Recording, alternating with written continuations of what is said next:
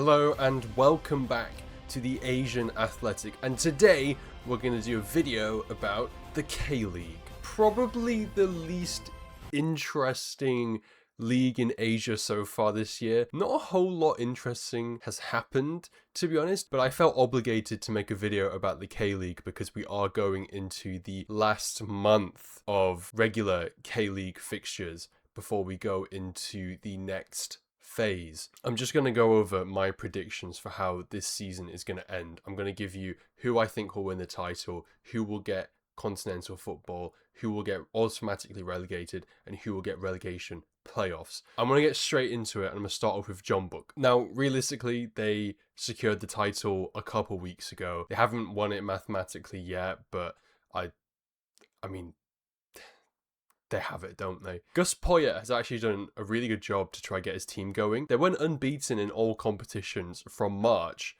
to late August. That's really impressive. It's a title-winning team without a doubt, but in recent years in the K-League, it's probably one of the weakest ones. Firstly, no real title challenger. It was a completely one-horse race, probably from week 5 onwards. They've only got 68 points from 32 games so far. That's 8 draws in there as well. They're not that great, to be honest. And recently, their league form has been pretty disappointing as well. 2 draws and a loss in their last 5 is not mental. It's not amazing, is it? But we can't ignore some of the crazy form that they've had this season. As I mentioned earlier, unbeaten in all comps from March to August. That game against Sangmu last month, though, is a good example of them getting a little bit complacent. Honestly, it doesn't matter. They've got the title. They're already on vacation. They're already thinking about Bali. They're already on the beach in Bali. Do you know what I mean? But yeah, honestly, Gus Poyet, he's done a really good job this season. Things looked a little bit shaky in the beginning, especially with the Champions League. But yeah, since March, not really done anything wrong. Now, onto the more interesting parts. Which teams are going to get the continental spots? Now, there's 2 spots for the Champions League Elite, and there's 1 spot for the Champions League 2. First things first, Sangmu can't qualify for the Champions League, so we're pushing the qualifying spaces down by 1, because let's face it, Sangmu finished second. So really, the only teams we're looking at is Daegu, Pohang and Seoul for the remaining Champions League elite positions. And I'm going to go straight away and say that I think Daegu look completely nailed on to get the first automatic spot. They're going to the next phase of the league with a pretty impressive string of results, including a really important win against Pohang. That's why I think that they're nailed on to get one of these spots. Their final game this season is against Jeju, and I think they'll easily win that, so I'm not really concerned for them there. And I think when they go into the next phase of the league, I think they're going to be just fine. Pohang, on the other side, I'm not too sure. They really struggled against Daegu last week. Defensively, they were kind of run ragged, couldn't really finish any of their chances. A lot of their goals this season have come from Lee Ho-jae, and if he has a bad game, Pohang just can't really get anywhere. Ki Sung-young is also a good source for some decent football for Pohang, but as a team, they've been a bit too shaky for my liking. Their final game is against Seoul. Now, Seoul are a weird team. I feel like they always do what you least expect, in the sense that they lose the games they should be winning and then win the games you ought to be losing. Look, personally for me, no matter what, Seoul, just boring. Really dross football. They spend a lot of money on wages for players like Jesse Lingard, who, you know, in my opinion, give very little in return considering the amount of money you put in. They're rumoured to be linked with Alireza Jeonbuk, which again, you know, another great player on paper, but it's just another huge financial commitment. They did beat Pohang back in June 4-1, but out of all the teams that are contending for the top places, Seoul, they're probably one of the weakest ones. They love getting battered. They lost 6-2 to Sangmu, 3-2 to Jeju at home, 3-2 to Gangwon at home, and 3-0 to Jeju away. So they lost twice against Jeju this season, and I will tell you all my thoughts about Jeju. Most of all, Seoul, they love a good draw. So I don't think Seoul, they're going to really get anywhere in the next phase. But if Jeonbuk win the cup, which I think that they will, then Seoul could qualify for the Champions League, but only if they finish 5th. Because the problem is Gangwon.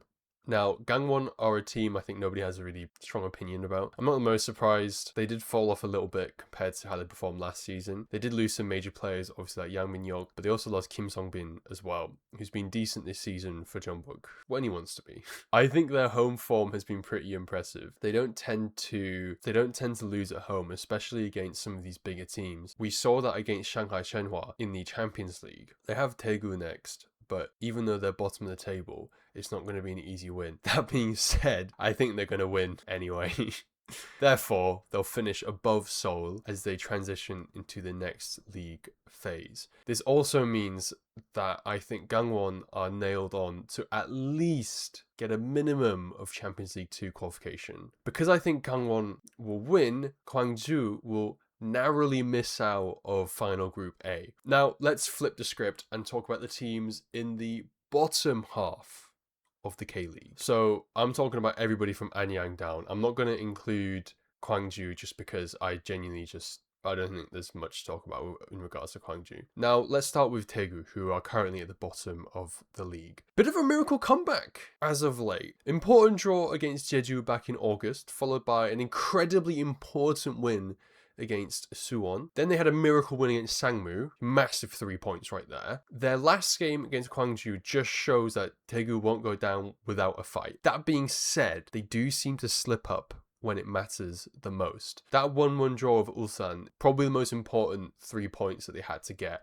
and they just couldn't do it. Daegu are relying a lot on Sesinya's huge revival. He's got 5 goals and 7 assists in the last 10 games. That man is single-handedly carrying Daegu. When Daegu go into the next phase, I think that they will need, at a minimum, 3 wins. They probably can't avoid a relegation playoff. I think that's far too much to expect from them. But I can really see them avoiding automatic relegation. I can see the great escape happening. I really can. And the reason why is because of Jeju and Ulsan. So the relegation playoffs, let's start here. Starting with Jeju. These guys just suck. They're honestly just not that good. I really think that this is probably their year to go down. They haven't been impressive this season whatsoever. The form going into the next phase is absolutely atrocious. 4 losses in their last 5. That's not even mentioning what their form was like in August as well. They lost against Ulsan. You've got to be beating your relegation rivals and they just can't do it. I really think that there is a reality where Jeju gets automatically relegated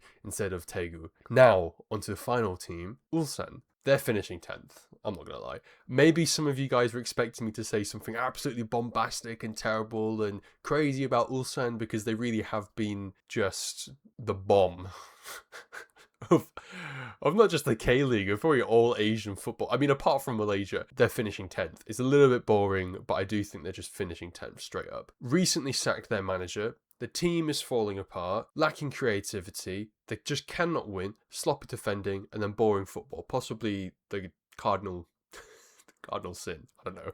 I'm not really sure how you would turn this team around. I don't even think you could fix this team with a decent manager. They're going to go into the next phase with absolutely zero stability. They do have one positive. Lee Dong-kyung will be returning from military service back to Ulsan. Will he be able to continue his form though? And also, even if he is able to continue that form, will it be enough to carry Ulsan out of relegation playoffs? My opinion, no. Even though Ulsan are desperately crying out for a consistent goal scorer, which Lee Dong-kyung can definitely do, I don't know if they actually have the defensive rigidity required to not be in the relegation playoffs. I do think Ulsan is better than Jeju though, which is why I think that they'll get relegation playoffs. And I do think they have enough of a points gap between themselves and Daegu in order for them to finish 10th. This is the one I feel most confident about. They're going to finish 10th. Trust me. As for the others, Suwon and Anyang, I mean, I don't really have much to say about them. I think they're both going to be fairly safe. They're going to finish like 7th, 8th, 9th alongside Gwangju. So to conclude my K-League predictions, Jeonbuk win the title. Pohang and Daejeon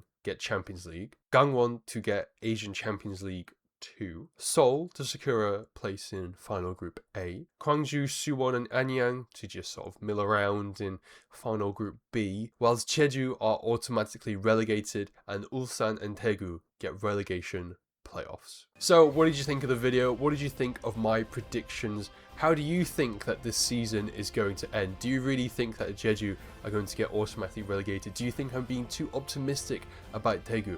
And finally, what do you guys think about Jeonbuk? Because for me, they're probably one of the weakest K-League champions that we've had in the last couple of years. I mean, this season in general for K-League has been kind of boring because it's been a one-horse race. That being said, as we go into the final, well, how many is it? Final 4 games of the season, I'm not going to be looking at the league title because that will be decided possibly tomorrow. What I will be looking at is Daegu. I am so curious to see if they're able to rescue themselves. I think it would be amazing. Cecilia at 35 years old carrying Daegu from the bottom to survival would be incredible. I need to see that. Ulsan are getting the majority of the media attention because they're absolutely shocking.